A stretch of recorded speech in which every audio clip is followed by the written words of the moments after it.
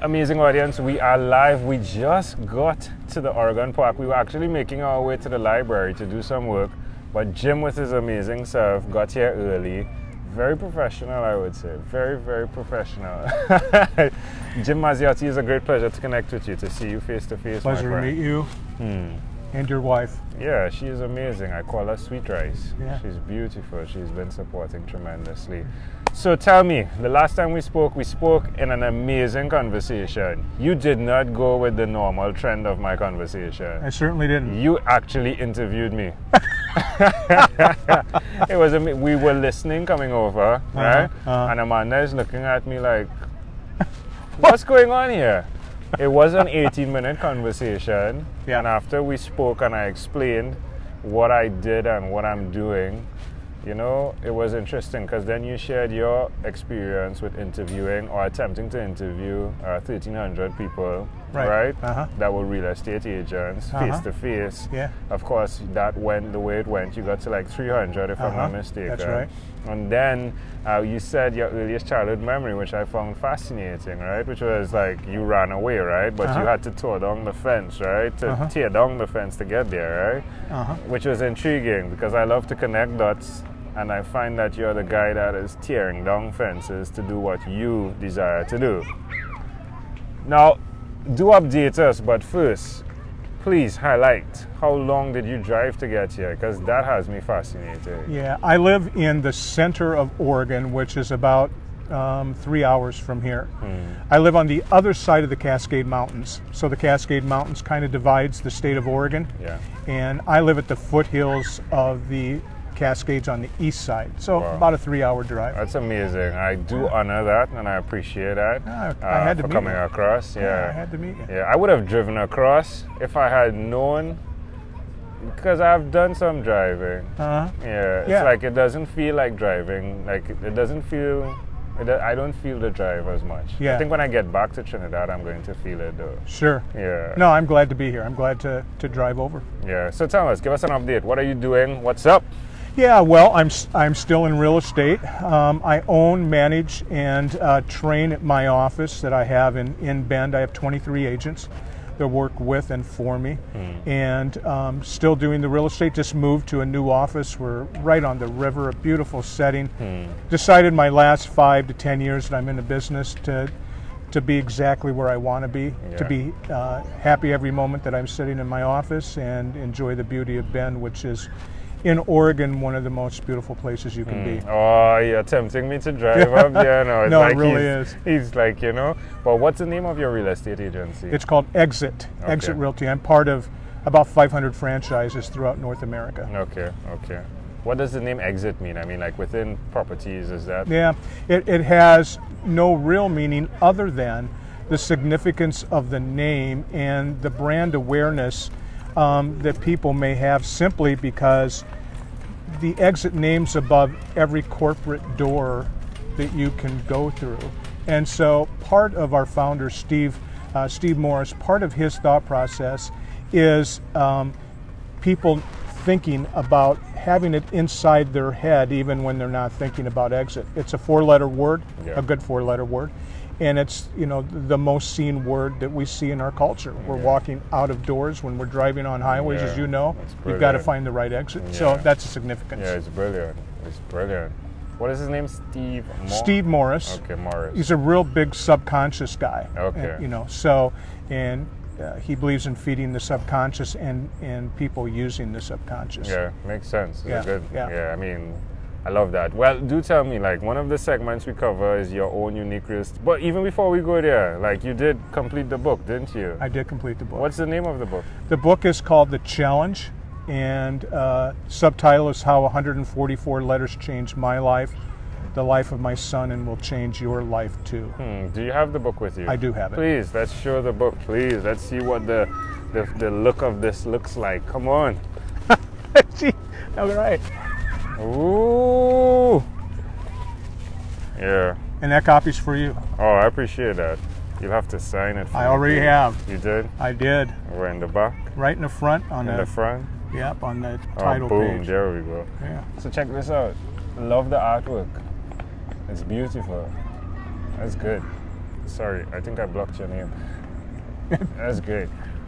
Yeah, so this, I mean, are you going to tell us the 144 letters, or should we read the book to find out that? Well, I could tell you why I named it that and how I came about the book if you'd like me to. Sure. I don't want to take more than my time. No, you're good.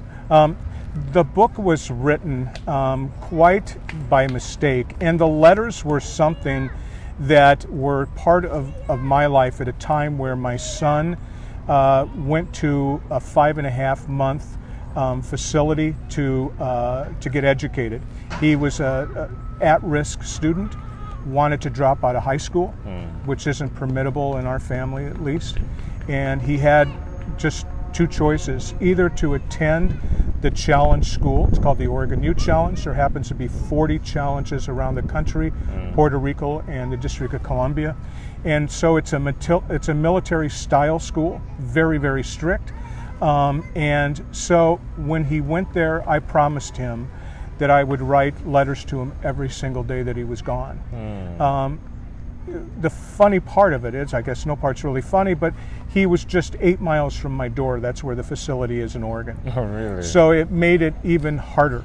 You know, if he would have gone, for instance, here 3 hours from our home, it'd be different. Yeah. But I was literally within 10 minutes of touching him anytime I wanted, but I couldn't because it's a very strict facility where it's all about education, getting kids a credit so they can graduate from school, getting them on course, and no music, no interruptions, no telephone, which is contrary to the way kids live, at least in the United States. Now, you know, no phone, no smartphones, none of that. And so for that, he was there for 154 days, and I wrote to him each day that I did not see him. I did get to see him several times during breaks. Yeah. So the book contains a lot more than the letters, because when it came down to it, as I was writing it, I had a lot more to say, and the letters really meant a lot more than just the letters, not only to me and him, but I think to anybody who reads it. Yeah, I love that. I'll definitely dive into that. Look forward to that. Yeah. On my way here, I was thinking, so when I have conversations, what I do get to do is listen to the pre-conversation, the conversation I had before with you, right, as a refresher. And I was fascinated by the concept because I'm listening and I'm cueing at points that I cue on the recorded version, where I would say like, right? Yeah. And at that particular space, just after I said, I would hear, And I'm listening to our conversation, and I remember a friend told me that the young man has to take care of the old man. And he was talking about now is the time he has to do the work that's necessary, right? And I was fascinated by recording myself and hearing how the young man is taking care of the old man, preparing the old man, right? For that. Yeah. You've done that with your son, though. Like, he now has that story, right? He has a story forever. Yeah. And our entire family has a story. Yeah. And what I'm hoping is that hundreds and maybe thousands of people will have the story. Because the most devastating part of sending him to this school for 5.5 months was, not being able to see him, but was leaving him there and not knowing what was going to happen. Yeah. I mean, he's gone. And he's in a military facility, and when they walked him off from us, it is military style. They're screaming, yelling, get in line, beat. And so you leave going, am I doing the right thing? Yeah. And what I want to do, one of the things I want to do with the book is be able to put it in the hands of parents just like me, so they know they have nothing to fear, and that their kid's going to come out a man or a young woman. It's both for men and women. And letters can attach you in ways that can't be done any other way.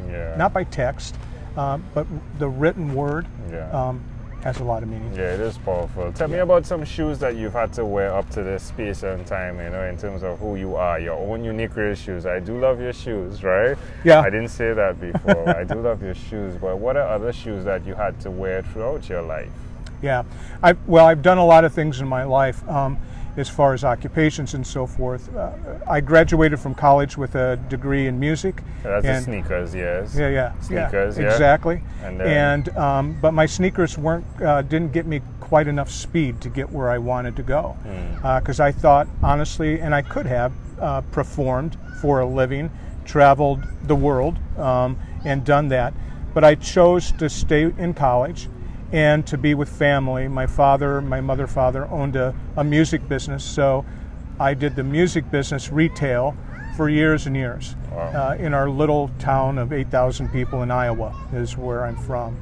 So I've been a performing musician. I've been drums. You said the drums. I'm a right? drummer. Yeah, I play guitar and drums. But I was a music major in percussion, and so I've done a couple different things. But real estate has really been the best part of my life. Yeah.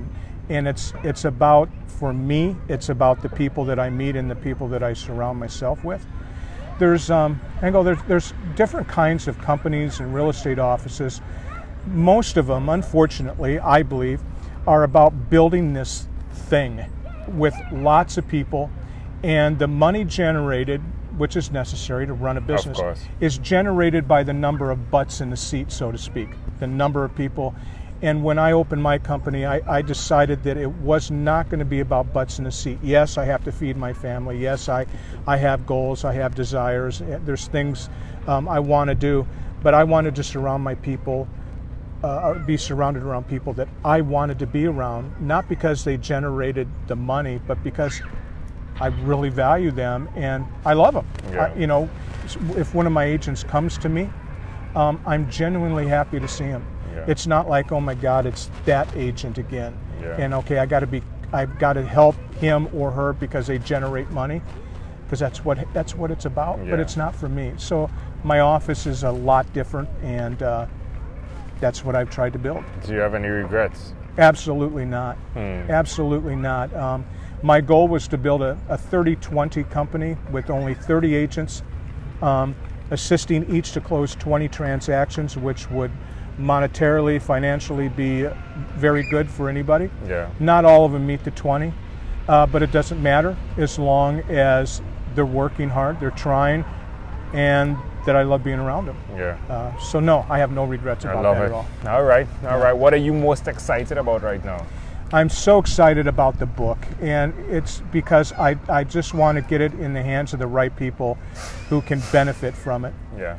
And I believe it can benefit not only the kids and the parents that read it, but the problems my son faced were a result of some disconnections with school counselors, school administrations.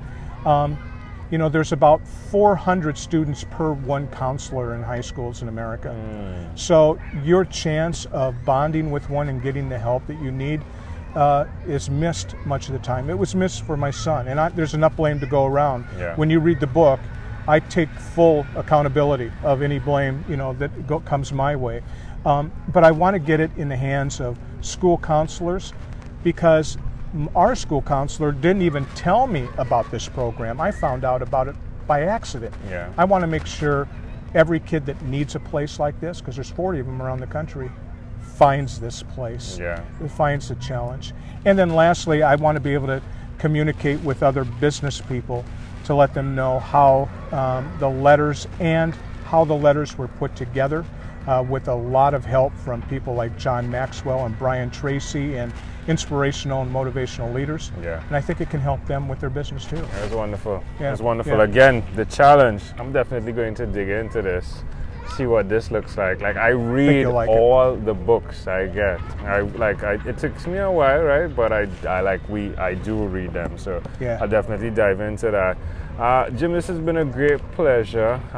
Is everything okay, Amanda? Are we good? Okay. I was concerned there for a moment. She looked concerned.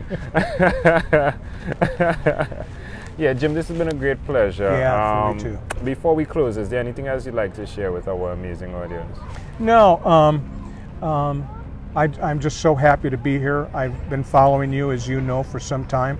I'm inspired by you and inspired by your mission, and glad to hear and interested to hear what you had to say this morning when we met. So keep connecting with people. Yeah, I appreciate you. I appreciate you taking the time to come out here. You're welcome. I will not take that lightly. Yeah, thank you so much, Jim. You're welcome. Thank you for being on What is Inspired by 12-Minute Convos with Angel Jones, Jim Mazziotti. Did you have fun? I did. All right, now high five, high five. Thanks, man. I appreciate you. Yeah.